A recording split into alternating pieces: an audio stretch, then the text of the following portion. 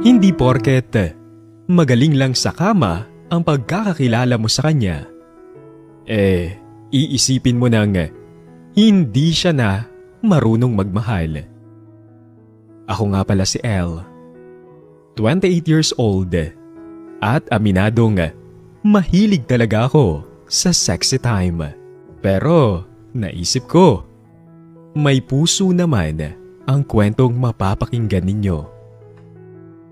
Pero kung ako sa inyo ay takpan nyo muna o patulugin nyo muna ang inyong mga chikiting. Dahil siguradong mag-iinit kapag napakinggan nyo na ang aking kwento.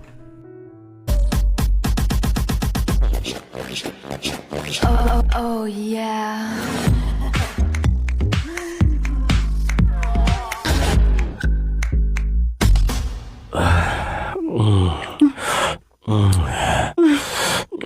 Alex, Ellen, galing-galing mo talaga. ikaw rin naman eh. Talaga? Oo naman. Ay, inuuto mo lang yata ako eh. Hindi. Totoo yung sinasabi ko. Kaya, tinatapatan ko lang yung lakas ko. Wow naman. Pero, may tanong din ako sa'yo ha. Ano yan? Kaya mo bang tapatan to ha?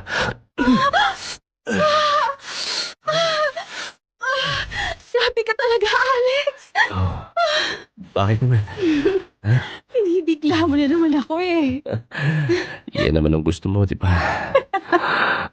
Oo naman. El, tumanda ka na. Huling sargo ko na to. Kaya titindihan ko na para sa'yo, ha? Ha?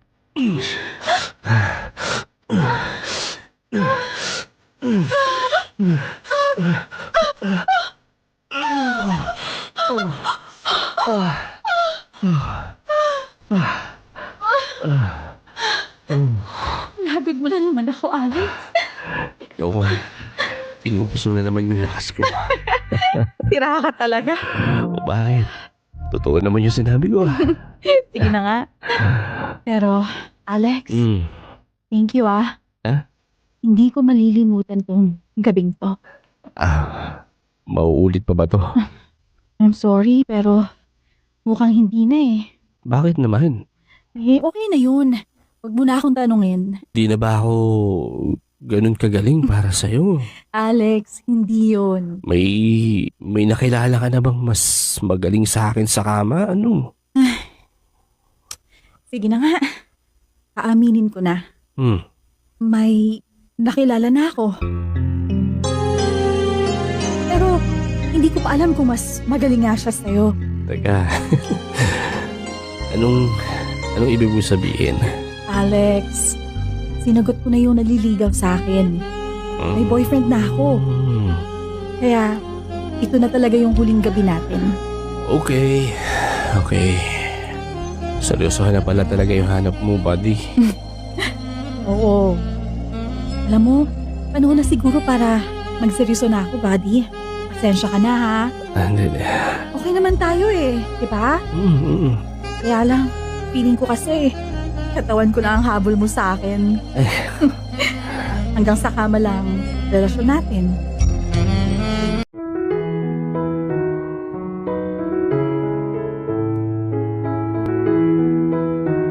Body lang yung term na ginamit ko para sa kwento ko. Pero syempre, alam niyo na siguro kung ano talaga yung ibig kong sabihin doon, di ba?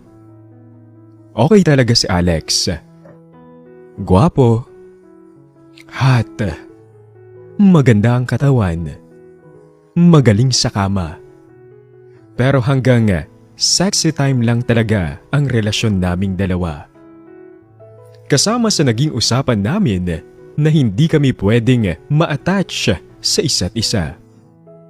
At ako, bilang isang babae, naghahanap din naman ako ng isang lalaking magmamahal sa akin.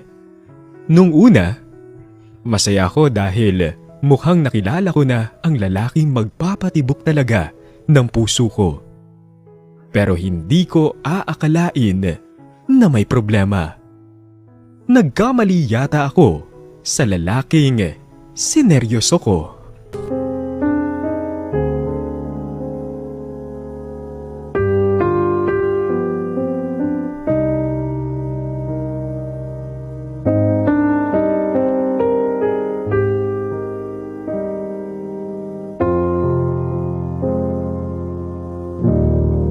Bakit ngayon ka lang dumating? Oh, anong ginagawa mo dito? Ano ba namang klaseng tanong yan, Matt? El, ikaw tong parang magnanakaw na basta lang pumasok sa bahay ko eh. Nakalimutan mo na ba? Binigyan mo ako ng susi dito sa bahay mo. Oo nga pala. Nawala sa isip ko. Lagi ka namang ganyan eh. Kapag tungkol sa atin, sa akin, nakakalimutan mo. Hindi mo pa sinasagot yung tanong ko, anong ang ginawa mo dito? Eh di hinihintay ko yung boyfriend ko na this oras na ng gabi kung umuwi. Naiinip ka ba sa paghihintay sa akin? Ay, hindi pa ba obvious? Alamang! El, wala akong sinabing hintayin mo ako dito sa bahay. Kung nainip ka, hindi ko nakasalanan yon. Wala ka talagang pakialam sa akin, no? Ano ba? Hindi sa wala akong pakialam pero sana gamitin mo naman yung sentido komon mo. Alam mo marami akong trabaho kaya malilit ako ng pag-uwi. Ano sinabi mo? Isa pa, huwag kang umastang parang asawa ko. Di pa nga tayo kasal eh. Bakit ka ba ganyan magsalita sa girlfriend mo? Wala akong panahon sa mga ganitong klaseng usapan. Pwedeng huwag mo sayangin yung oras ko. Sinasayang ko yung oras mo? Talaga ba? Ano ba? Ba pwedeng hinaan mo yung boses mo? Huwag mo akong tataasan ng boses lalo na sa pamamahay ko. Pagod ako. Huwag kang magulo dyan. Matt naman! Bakit mo ba ginagawa sa akin to? Ito na naman tayo. Kaya lang naman ako nagkakaganito kasi parang nawawalan ka na ng oras sa akin. Alam mo, wala akong oras sa mga ganitong klaseng drama, El. Wala ka ba talaga pakialam sa akin? Anong gusto mong gawin ko dyan sa mga sinasabi mong yan? Lambingin ka? Suyuin ka? I-assure na paulit-ulit sasabihin ko mahal na mahal kita, ganun ba? Ay, naku, grabe, ibang klaseng babae ka talaga. Yun naman talaga yung dapat ang ginagawa mo sa akin kasi boyfriend kita. Huwag mo akong igaya sa mga ibang lalaki dyan. Hindi gagana sa akin yung mga tactic mo na ginagawa sa akin. Ano bang gusto mo mangyari sa relasyon natin? Ha? Mahal mo pa ba ako? Pwede ba? Pwede ba, El? Umayos ka nga. Nabubuisit na ako sa'yo eh. Baka pwedeng huwag ka nang umiyak dyan oh. Alam mo ganito na lang, sasabihan na lang kita kung pwede na tayong magkita. Alam mo, wag na lang. Total, wala lang naman ako sa'yo eh. Display mo lang yata ako para lang masabi sa sarili mo na may girlfriend ka. Pampadagdag lang ako sa pagkalalaki mo. Kung hindi mo rin lang ako mahal, maghiwalay na lang tayo.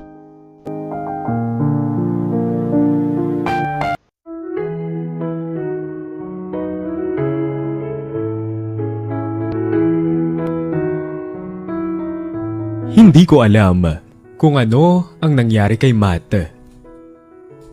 Noong nililigawan niya ako, napaka-sweet naman niya sa akin. Nagbago na lang siya noong naging kami na. At kung ganito rin lang ang laging magiging treatment ng isang lalaki sa akin, mas mabuti pang tapusin ko na lang ang lahat-lahat sa amin. Pero syempre, masakit pa rin para sa akin yung nangyari. Kailangan ko ng karamay, ng kayakap, ng isang taong sasamahan ako sa pangungulila ko.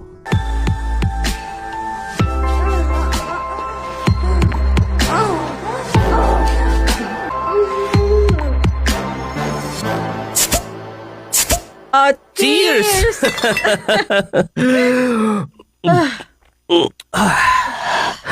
After 10 years, nagkita ulit tayo, El. Grabe naman yung 10 years. 1 year lang naman yun. Ay, para sa akin, sobrang tagal nun. Namiss kaya kita. Sus! Inutumo pa ako. Uy, hindi ah. Okay yung samahan natin. Alahani mo yan. Nice naman. Pero nakakatuwang hindi mo pa rin ako nakakalimutan. Oh, syempre. Ikaw pa ba? Akala ko nga ibang account na yung ginagamit mo. Hindi ka na kasi active. Naku, alam mo, mabuti na lang. Na-contact pa rin kita. Oo nga mabuti na lang din at available ako ngayon. Thank you Sus, wala yun. Pero teka nga, bakit nga ba bigla ka na lang nagparamdam ha? Alam mo kasi, wala na kami ng boyfriend ko. Oh, okay. Ganun pala. Uy, ayun, kailangan ko ng kasama. So, ang ibig mong sabihin, malamig na naman yung mga gabi mo. Tama ka dyan. So, ibig sabihin din, kailangan mo na naman ng kabady. Naku, Alex, natumbok mo. Alam mo namang dyan ako magaling pagdating sa'yo Talagang natutumbok ko. Pero, Alex, Mm. wala bang magagalit? Wala bang magsiselos? Kilala mo ko, El.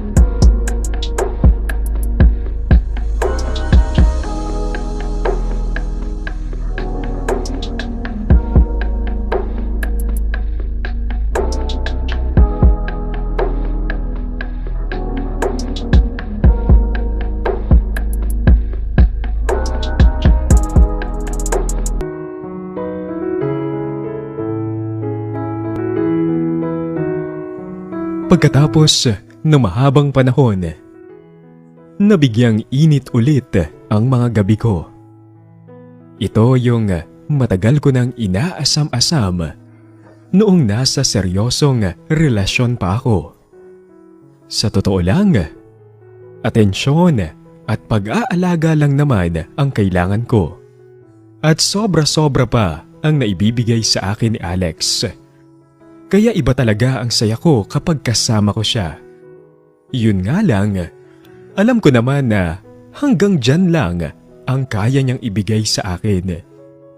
Hindi ako pwedeng umasang seseryosohin ako at mamahalin din niya ako.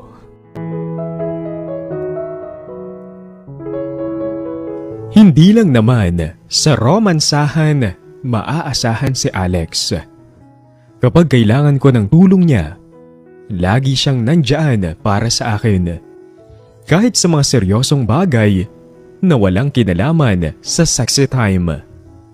Maalaga rin siya sa akin na kahit kailan hindi ko man lang naranasan sa ex ko. Oo, pwede siyang maging ideal boyfriend ko. Pero iba yung setup ng relasyon namin. At ang mahirap pa dito, habang tumatagal, kahit anong pagpipigil ang gawin ko, parang nauhulog na rin ang loob ko sa kanya.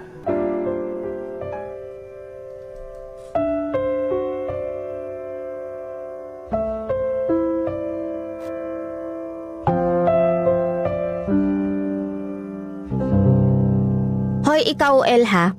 Mag-iingat ka kakasama dyan sa lalaking yan. Ha? Bakit naman? Ano ka ba? Wala na kayong ibang ginawa kundi yung mag-sexy time, ha?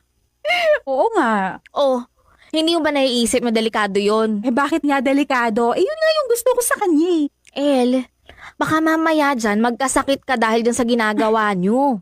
Hindi yan. Paano hindi? Malaki ang tiwala ko kay Alex, no? Maalaga siya sa katawan niya. At alam kong hindi niya hahayaan na magkaroon ng sakit yung kapartner niya. Ayun ako, hindi ka pa rin nakakasiguro. BFF.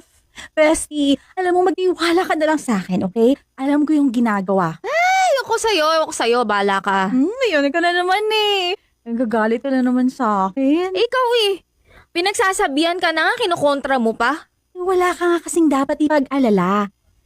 Okay lang ako. Masaya ako kay Alex. Kung makapagsalita ka dyan, parang boyfriend mo na. Yun nga O ano? Ba't ganyan tono ng boses mo? Wala lang. Anong wala? Hoy, El, umamin ka nga. Pwede bang iba na lang yung pag-usapan natin? Hindi. Umamin ka. Nagkakagusto ka na ba dyan kay Alex? Parang ano? Oo. Oo, ay my goodness. At parang mahal ko na siya. Ha? Mm-mm. Hoy, babae. Mag-ingat-ingat ka dyan sa feelings mo, ha? Bakit naman?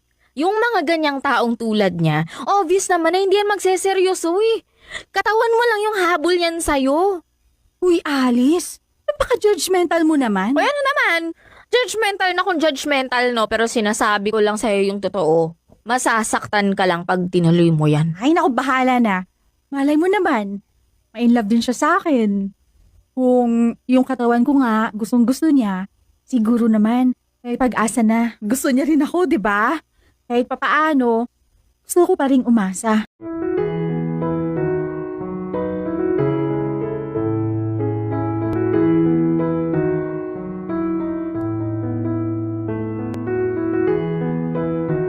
Naiintindihan ko naman yung pag-aalala ng kaibigan ko para sa akin.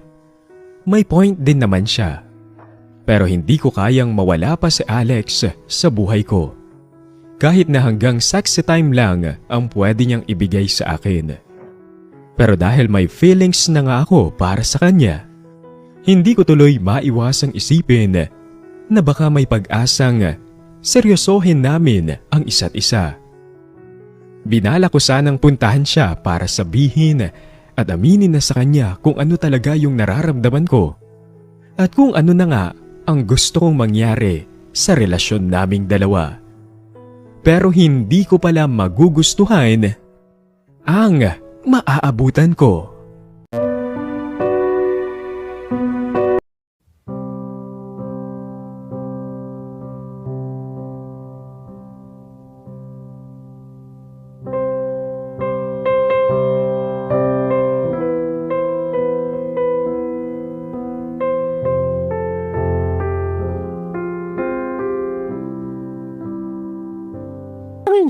Anong wala lang?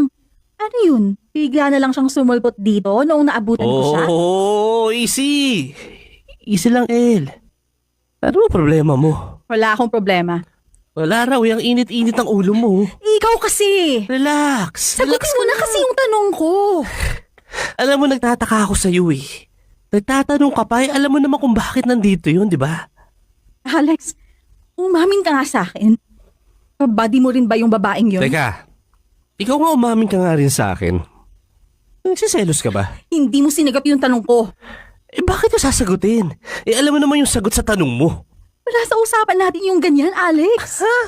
Wala naman tayong pinag-usapan tungkol dyan Ang setup natin, magkabady lang tayo sa kama. Kung meron man ako ibang kasamang babae dito, pues wala ka na ron. Ganun. So hindi mo man lang iintindihin yung nararamdaman ko? Alam mo, teka ang labo mo Bakit ako makaasta ka parang girlfriend kita? Yun na nga Sana pala hindi na lang ako umasa. Teka, naguguluhan talaga ako sa'yo Bakit naguguluhan ka? Hindi pa ba obvious?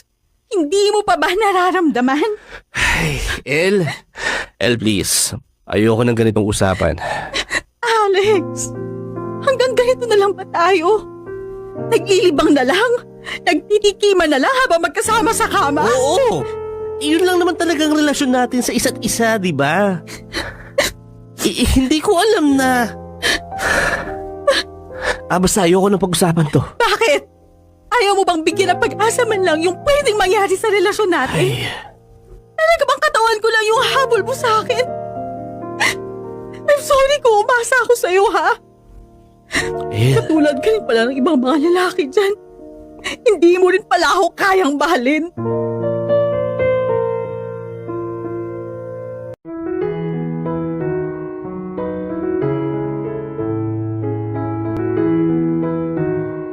Ang akala ko, sobrang sakit na yung naging breakup namin ng ex ko. Pero hindi pala.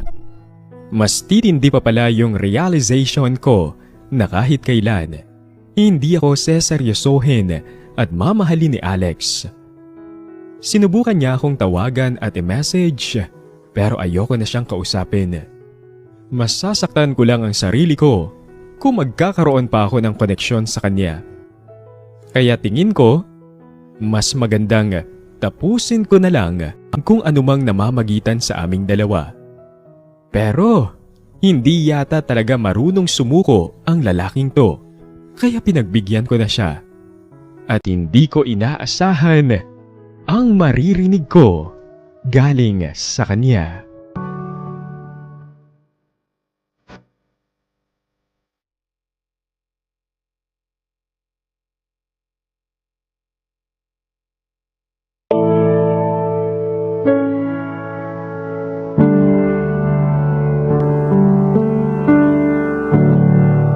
Anong ginagawa mo dito? gusto ko lang sanang mag-usap tayo. Sige. Ano ba yung gusto mong sabihin sa akin? Sorry nga pala dun sa... dun sa nangyari nung isang gabi. Alex, hindi ako galit sa'yo. Wala ka namang kasalanan eh. Pero tingin ko, wala na rin tayong dapat pang pag-usapan. Teka, bakit naman? Tapos na yung pagiging buddy natin sa isa't isa. Eh wala nang dahilan pa para magkita at mag-usap tayo. Teka, para sa akin meron eh. Kung nakokonsensya ka, okay lang naman ako eh. Gaya nga ng sinabi ko kanina, hindi mo naman kasalanan yun. Ako yung lumagpas sa dapat na setup natin. Hindi ako dapat na in love sa'yo. Eh di nagkamali rin pala ako. Ano ibig mong sabihin? El, mahal kita. Alex, huwag naman ganito. Lalo lang ako nasasaktan sa ginagawa mo. Hindi. El, hindi ako nagbibiro. I love you. Hindi mo alam yung sinasabi Alam ko mo. yung sinasabi ko.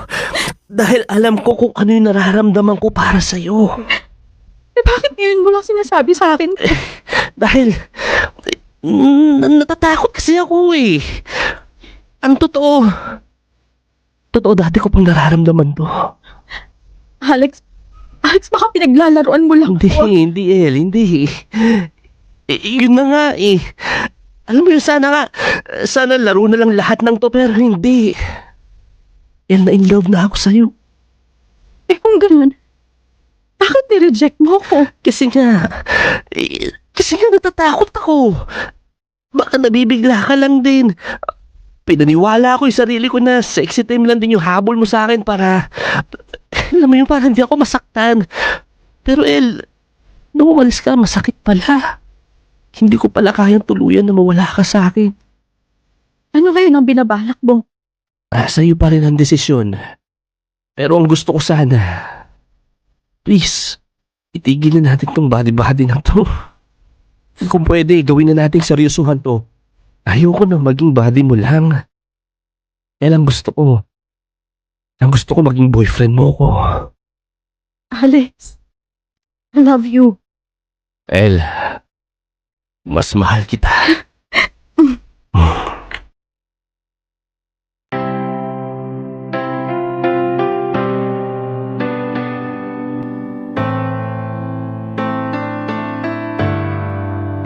Ang bilis ng mga pangyayari, no? Pero ganun talaga ako pagdating kay Alex. Bumibigay agad ako. Iba talaga ang dating niya sa akin.